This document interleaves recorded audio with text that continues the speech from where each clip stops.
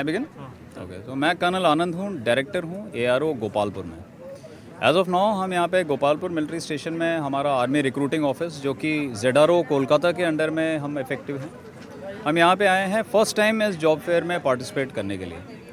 पिछले कुछ दिनों से मीडिया में अग्निवीर के बारे में काफ़ी सारे क्वेश्चंस थे, उन्हीं क्वेश्चंस का अभी हम जवाब देने के बाद में यहाँ पे आए हैं। एक साल के जो कोविड काल के बाद में कुछ रैलीज़ रुकी हुई थी, उसके बाद में अग्निवीर का रैली दोबारा शुरू हुआ था जो कि नवंबर 2022 में रांगीलुंडा एयर स्ट्रिप के ऊपर में सम्मिलित हुआ। अभी उसका प्रोसेस चल रहा है, लेकिन देखने में ये आया है कि कई सारे लोगों को इसके बारे में अभी भी पूरी तरीके से इन्फॉर्मेशन नहीं है। टुडे आज जब हम यहाँ पे आए हैं तो आज सभी लोगों के लिए एक ये अवेयरनेस ड्राइव है, ये एक इन्फॉर्मेशन को डिसेमिनेट करने के लिए मैं यहाँ पे आया हूँ, जो कि आप सभी के क्वेश्चंस का मैं जवाब दे रहा हूँ। अभी तक तकरीबन 67 कैंडिडेट्स ने अपने डिटेल्स लिखे हैं। क्योंकि यहाँ पे इंटरनेट थोड़ा सा स्लो है, इसलिए हमारा रजिस्ट्रेशन प्रोसेस स्लो चल रहा है। हमारा एम यह है कि सभी लोगों को बताना कि अग्निवीर या फिर किस तरीके से, कि इट्स नॉट ओनली आर्मी में आने के लिए केवल अग्निवीर नहीं है, आप एज अ कमीशन ऑफिसर भी ज्वाइन कर सकते हैं। जस्ट नाउ मैंने कैंडिडेट को यही बताया है कि जब उसका क्वालिफिकेशन पूरा पड़ता है तो क्यों नहीं आर्मी में एज एन ऑफिसर आप ट्राई करते हैं। बस इसी चीज़ के लिए। Second is very important thing है कि वीरांगना जो हमारी जो अग्निवीर के स्कीम में, जैसे जो विमेन कैंडिडेट्स के लिए जो एंट्री है, एक कोर ऑफ मिलिट्री पुलिस में विमेन कैंडिडेट्स को भी एंट्री दिया गया है। इसके बारे में बहुत कम लोगों को मालूम है। मेरा आज का एम यही है कि जो सबसे ज़्यादा इन सब चीज़ों के बारे में इंफॉर्मेशन है सबसे ज़्यादा दूर तक जाए।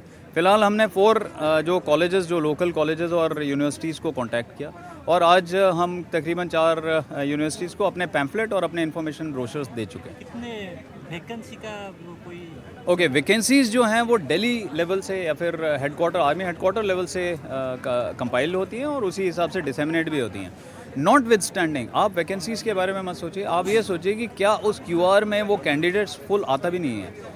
हर साल जो वैकेंसीज़ हैं, कई सारी वैकेंसीज सरेंडर हो जाती हैं, क्योंकि आर्मी में आने के लिए एक बहुत ही अच्छे ग्रेड का फिजिकल, एक बहुत ही अच्छे ग्रेड का मेडिकल, ये सारी चीज़ें रिक्वायर्ड हैं। उन सारी रिक्वायरमेंट्स को देखते हुए कई सारी वैकेंसी जो हैं वो हर साल सरेंडर हो जाती हैं। आपका या फिर हमारा सबका एम इस तरीके से होता है कि हम बेहतर से बेहतर कैंडिडेट को फील्ड करें किसी भी रैली के लिए या फिर किसी भी आगे आने वाले प्रोसेस के लिए। सर, फर्स्ट फेज में कितने सारे अग्निवीर रिक्रूटमेंट हुए? फर्स्ट फेज में ओके, फर्स्ट रिक्रूटमेंट जो था that was a massive success. Eventually Covid काल के ब्रेक के बाद में ये रैली कराया गया था। 11,777 कैंडिडेट्स ने रजिस्टर किया था, जिनमें से आफ्टर एवरी स्टेज निकलने के बाद में 15 जनवरी को 520 कैंडिडेट्स ने रिटन एग्ज़ाम दिया है। अब आप समझ सकते हैं कि 11,000 प्लस में से जब 500 का ही एग्ज़ाम रिटन हुआ तो कितना मुश्किल प्रोसेस है। उस मुश्किल प्रोसेस में भी हमें ये फील हो रहा है कि पूरी वैकेंसीज फिल नहीं हो पा रही हैं, क्योंकि कैंडिडेट्स जो हैं, मे बी कुछ एक कैंडिडेट्स का एज रह गया, कुछ कैंडिडेट्स मेडिकल या फिर कुछ एक कैंडिडेट्स फिजिकल की वजह से भी पीछे रह गए। मैं समझ सकता हूँ कि हर कैंडिडेट हर लेवल पे, हर स्टेट में इस आर्मी में, डिफेंस में ज्वाइन करना चाहता है और करना भी चाहिए। अग्निवीर एक बहुत अच्छा स्कीम है। 4 साल के बाद में एक कैंडिडेट के बाद में फ्रीडम है कि वो फौज छोड़ के जा सकता है।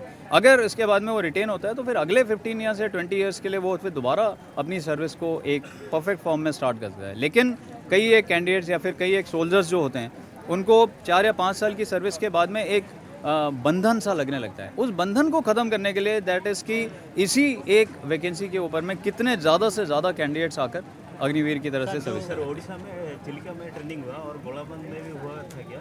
जी हाँ, चिल्का जो है वो नेवल एक ट्रेनिंग एकेडमी है और गोलाबंदा में जब हम करते हैं तो हम एक रिक्रूटमेंट एक ड्राइव करते हैं।